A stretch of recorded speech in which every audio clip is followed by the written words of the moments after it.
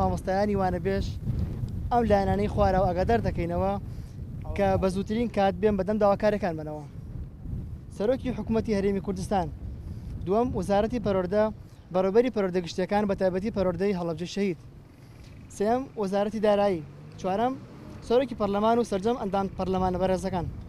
بەڕێزان، ئێمە وەک مامۆستایانی وانەبێژ لە پارێزگای هەڵەبجە و سەرجەم شارەکانی دیکە لە بارودۆخێکی زۆر دژواری دەرونی داین کە نزیکەی 4 مانگە کە دەکاتە 150 ڕۆژ کری وانەبێژیمان وەرنەگرتووە کە زۆربمان بژێویمان لەسەر ئەم کری وانەبێژیەیە، هەرچەندە بەشی پێداویستیەکانی ژیانمان ناکات.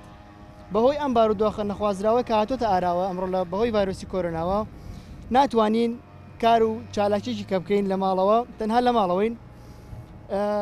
ئێستا داوا لە ئەم بەڕێزانە دەکەین کە بە زووترین کات بێن بەدەم داواکاریەکان منەوە.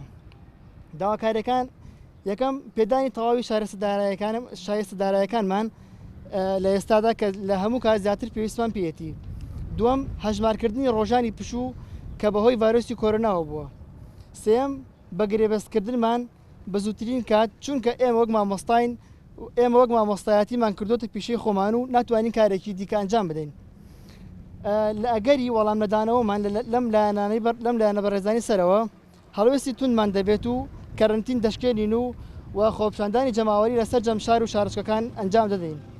دووەم، لە کاتی کردنەوەی پرۆسەی خوێندندا ناچینە هۆڵەکانی خوێندن و بایکۆتی سەرتاسەری ڕاگەێنین. 30 2020 دەستەی مامۆستایانی وانەبێژی هەڵەبجە.